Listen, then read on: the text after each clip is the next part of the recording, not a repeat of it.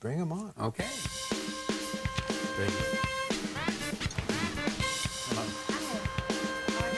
How you doing?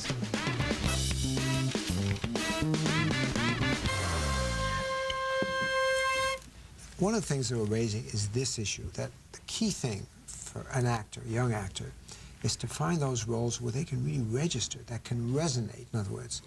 How do you find those roles? Do you read the script and say, oh boy, boring role? And what goes into that?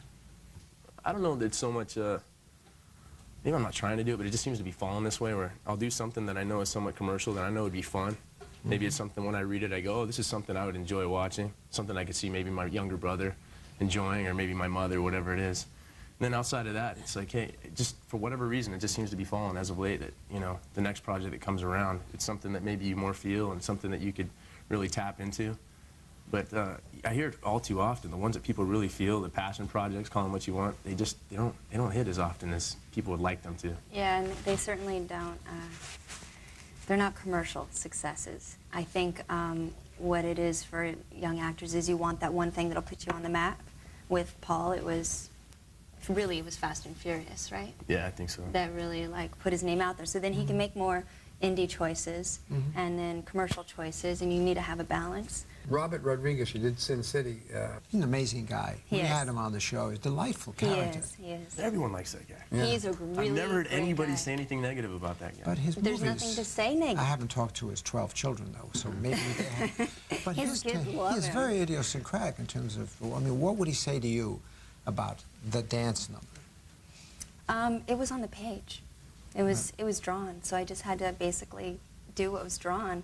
And I told him I wanted a choreographer, and I was terrified because I'm not somebody that likes to be on stage, and certainly I'm not an overtly sexual person.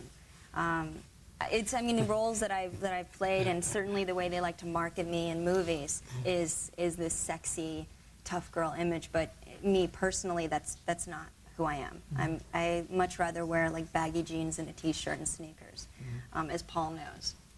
I can vouch for that. Yeah, and so you know, when I had to be the girl that everyone in the whole bar is drooling over, it was a lot of pressure. And then when he told me that Salma's dance in Dusk Till Dawn, he said he just played music and she just improv'd with the snake.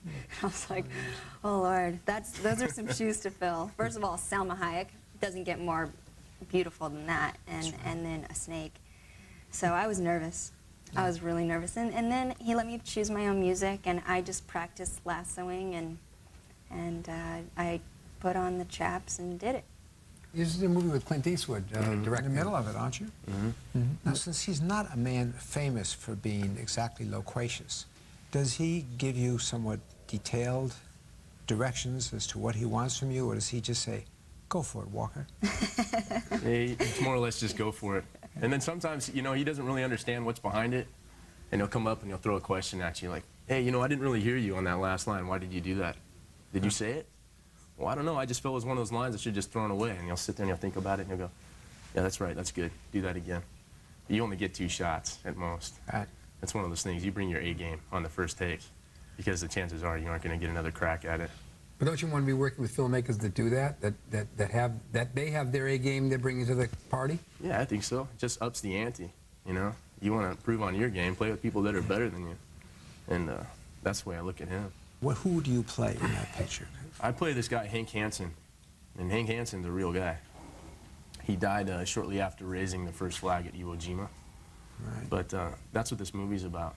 The thing I like most about it is I think it really depicts war for what it really is. And those guys are away, they're overseas and they're fighting. They're not fighting for their country. They're not fighting for their families. They're fighting for one another. And I think it's really powerful. You know, when a guy drops, you're just a number, especially on Iwo. Over 6,000 Marines died. And when I get shot, I died. It's not too eventful. Yeah. You know, and that was really important to Clint Eastwood too, the way that he shot it. He didn't want the heavy, drawn-out drama. When a guy died, you had to just keep going, even if he was your best friend. It was just a glance. You maybe check him out and then keep pushing forward. Sounds like this business. Yeah. There's a shark. I swear to God, he's big and he looks like Jaws. Get out. Yeah, no, but I lost my watch. You need an arm to wear a watch. Would you get out of the water, stupid, please? Sam just gave me this watch for my birthday. I don't care. Sam, get him out. What are you doing? Fine, they're just curious. Curious as to what? As to what? Look, dude, get out. Serious. Oh, my God. Look at that. That shark. Oh. Sam, what is he doing? Right there, right there. Oh! You cool? Don't do that. Come on, don't do that. Not funny? No.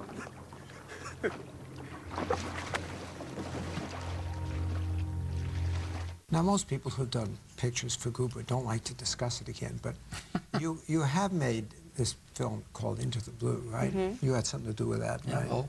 Yeah. And what was it like just working in a bathing suit for months and months? First of all, what was it like when you first met Peter? Seemed pretty sincere. Well, actually, we were very excited about having you in the picture. One of the things that I was always concerned about was whether or not you would be able to do your own stunts, whether or not you'd be able to be physical for a long period of time and still be able to act. Were you able to keep yourself focused on the story when you were doing all this action and stunts? I was tired. Yeah, we were working 6-day weeks on top of it. Yeah. I was pretty worn out. Yeah. But I mean, it was fun. Yeah. I love that element. But then on top of it, you know, I think that the thing that really helps is, you know, if I was working with people that were difficult, that would have been hell on earth. Oh, it would have been hell on earth. You know, every day I go to work, I get to look at Jessica, and she's great, and we get along. And We had a good family element. Yeah, that's how it was for Fantastic Four as well. Fantastic Four, the experience in that led me to believe that you were going to do something in the video game business. I was reading that that was a... We did do a Fantastic Four video game, but I'm actually developing my own video game aside from that. Yeah. And there's no violence in it. And Why did you decide to operate in that area? Just something that interests you? it's something that interests me. It's sort of a new X Games sport that is just, the kids are just starting to do. It's something that relates to anybody, to anywhere in the world, and basically use the city as your playground. And it's really, really cool. And the way that technology is going these days, you can cross-market. You can do an iPod playlist for each country of the character that you choose. You can make their style, clothing-wise, whatever you want. And with phones in Korea, what they're doing, which is going to be our new technology in phones, people can basically play the games all the time on their phones, and it can be like an interactive thing, and you can, I don't know, it's just really cool. I don't Gaming's know. crazy now. Gaming is really That's crazy. where all the money is, right? More And so then- than the Sweet movie spot. business. And a lot of it can bleed into, this is the form of action that I want to do when I do an action movie. Did you know you didn't work together before this, though? No.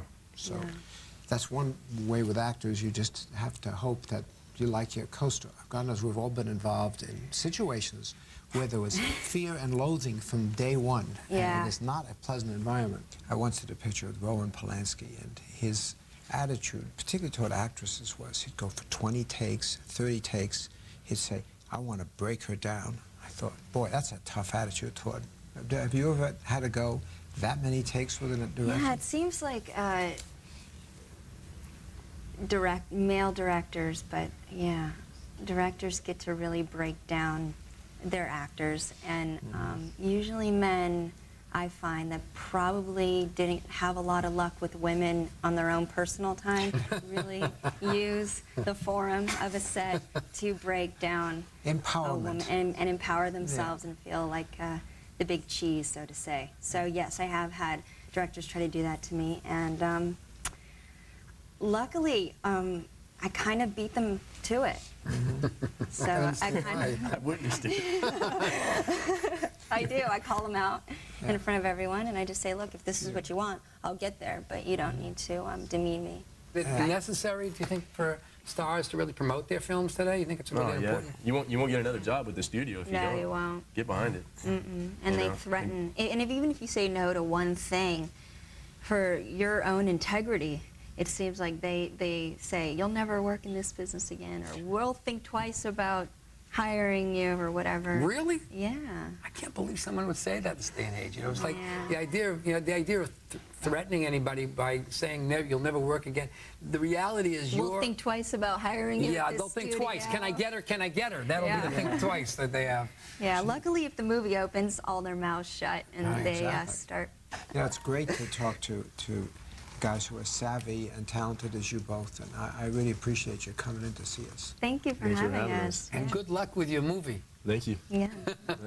Good luck with your movie. Okay. And thank you for joining us. We'll see you next time. Oh, that movie. I don't know if there's a right or a wrong way, but I think that the idea of giving yourself over, your vision over to the filmmaker is probably, you know, the best. If it's someone you don't trust, though, yeah, you gotta protect yourself. I've been in more of a situation where I'm not working with people that I trust completely, just because I haven't done that much stuff, and I've seen things go sour when I have trusted. And if you want to get somewhere emotionally, and I think when I feel like the director has given up on me or thinks that I'm not capable of reaching that point, I'll go and look at Video Village and I'll be like, no, I'm gonna do it again. No.